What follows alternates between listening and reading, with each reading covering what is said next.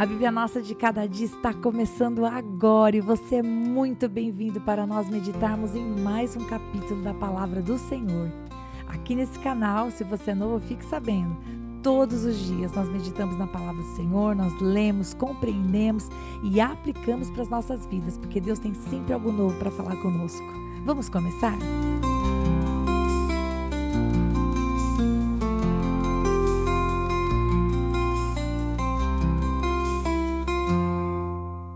E hoje nós não vamos meditar em um capítulo específico do livro de Esther. Hoje nós vamos ter o nosso pré-começo de conversa, que é o momento em que nós olhamos para todo o livro de Esther e nós tentamos conversar um pouco e levantar alguns aspectos importantes que nos preparam para essa leitura, para essa meditação. E me responde nos comentários, você já leu o livro de Esther? Se você leu, coloca lá, eu li. Se você não leu, você pode colocar eu não li e não precisa ter vergonha, combinado? Sempre eu vou partir das explicações dos comentários, entendendo que você não leu. É como se eu estivesse explicando pela primeira vez para alguém, para que faça sentido para todas as pessoas que vierem até esse canal. E esses 10 capítulos do livro de Esther, eles são tremendos porque, embora ele seja classificado como um livro histórico, na verdade, ele vem trazer para nós situações tão grandiosas que fazem todo sentido para a nossa vida prática. Não apenas como um livro histórico que você tem lá na estante e fala, ok, isso aqui conta uma situação passada. Quando você começa a ler o livro de Esther, você fica apaixonada pela presença de Deus, como o Senhor conduz as situações, embora no livro de Esther, nesses 10 capítulos, não apareça o nome de Deus. E lendo alguns livros, inclusive eu vou mencioná-los na descrição do vídeo, você pode conferir depois, você vê que muitos autores trazem para a gente essa questão de, puxa, será que é realmente um livro canônico? Será que deveria estar na Bíblia? Porque, poxa, não aparece o nome de Deus. Mas, ao mesmo tempo, conforme você faz a leitura do livro de Esther, pelo menos do meu ponto de vista, do meu humilde ponto de vista, é muito difícil você não enxergar a presença do Senhor conduzindo todas as coisas.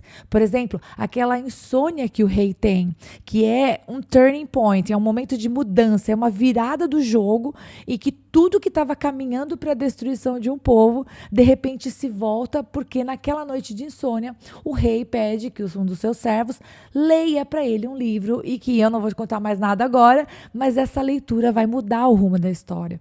Então, a gente observa a mão invisível de Deus e eu não sei para você, mas para mim é extremamente empolgante que o mesmo Deus de Esther é o meu Deus. Assim como o Senhor agiu nas histórias que nós vamos ler nesses próximos dias e meditar, Deus também age nas nossas vidas. Então, o livro de Esther, para mim, é maravilhoso e foi por isso que, em oração, eu escolhi para que fosse o próximo, depois desse maravilhoso livro de Salmos. Agora vamos a alguns dados. Bom, lendo os livros que eu li, o que todos afirmam não há um autor certo, não há um nome que digam, olha, essa pessoa é o escritor de Esther.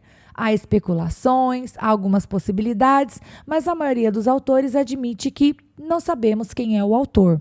Mas sabemos a data, sabemos o período em que ele foi escrito. Então, o livro de Esther, ele vai cobrir, ele vai abranger, né, ele vai relatar ali os acontecimentos de um período de 10 anos, que vai ali dos anos de 483 até 473 a.C. Claro que ele está dentro do reinado do rei Xerxes. E Xerxes, ou Assuero, ele reinou de 486 até 465 a.C., ou seja, né, por 21 anos. E, de repente, para vocês não faz diferença alguma, mas eu vou mencionar porque, dependendo da Bíblia que você está lendo, aparece o nome Xerxes, em outras pode aparecer Assuero.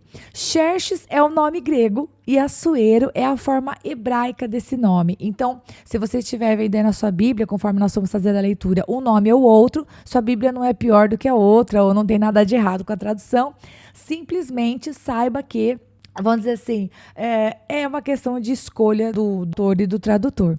E, aliás, não apenas esse rei, Xerxes ou Assuero, você escolhe, não apenas ele vai aparecer mencionado no livro de Esther, mas se você é daquelas pessoas que gosta de fazer anotações, vai conferir lá em Esdras. Esdras capítulo 4, verso 6, você vai ver o nome desse rei, o que meio que liga uma história uma com a outra. E eu não sei você, mas eu fico maravilhada quando eu vejo as histórias se entrelaçando. Inclusive, quando eu estava lendo várias coisas para poder preparar esse episódio, uma das coisas que veio, né, novamente à minha memória, porque eu já devo ter lido isso em algum momento, é que quando nós lemos, por exemplo, o livro de Neemias, Neemias ele era copeiro, ele era aquela pessoa que provava o vinho do rei antes do rei, porque caso estivesse envenenado, morria, morria Neemias e não o rei, né? Então, ele era quem? Ele foi copeiro de quem? Ele foi copeiro do sucessor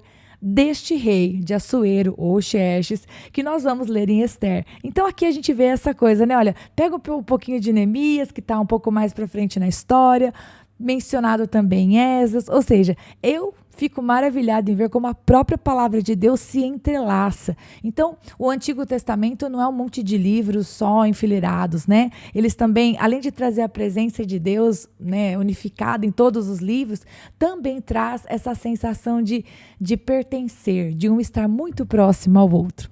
Então, se fosse para finalizar, ok? Se fosse para fazer um resumo do livro de Esther, eu diria que o livro de Esther, que começa logo no primeiro capítulo, não falando de Esther, mas o livro de Esther conta a história de uma jovem que era judia, órfã, né, que foi criada por um parente, e que essa moça se tornou rainha da Pérsia.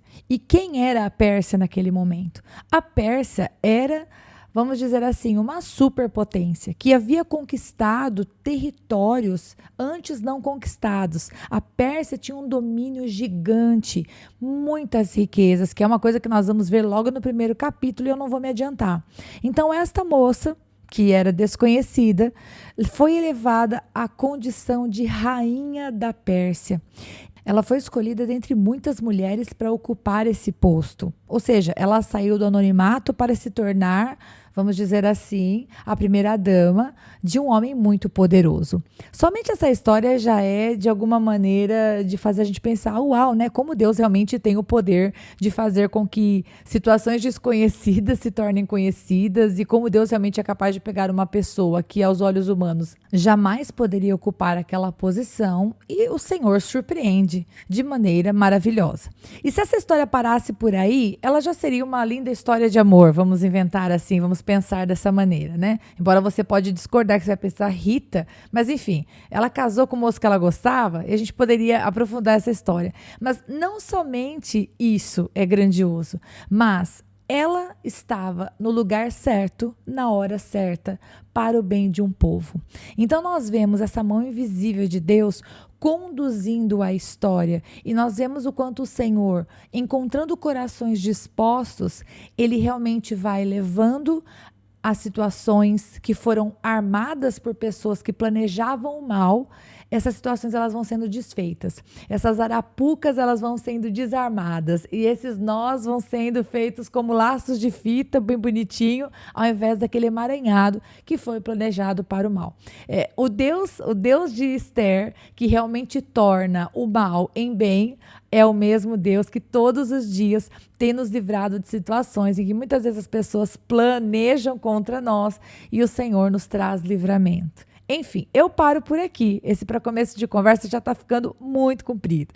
Então, eu espero que você esteja tão desejoso de meditar, né? Desejosa de meditar neste livro quanto eu estou e que nós possamos mergulhar nessa leitura e aprender. Claro, conhecimento é sempre bom, mas principalmente meditar e aplicar para as nossas vidas. Um último detalhe, eu vou deixar na descrição do vídeo uma cronologia do livro de Esther.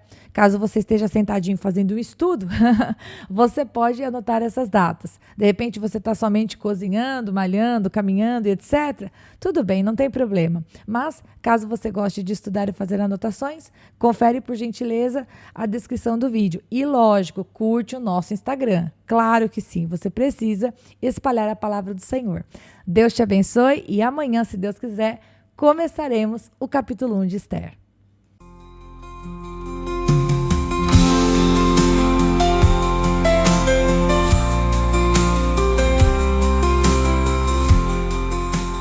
E se você ficou até agora, não vai embora não. Agora é hora de você curtir, comentar, compartilhar esta palavra, porque se ela abençoou você, ela pode abençoar outra pessoa também.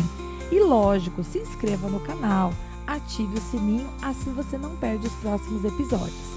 Deus te abençoe e até lá!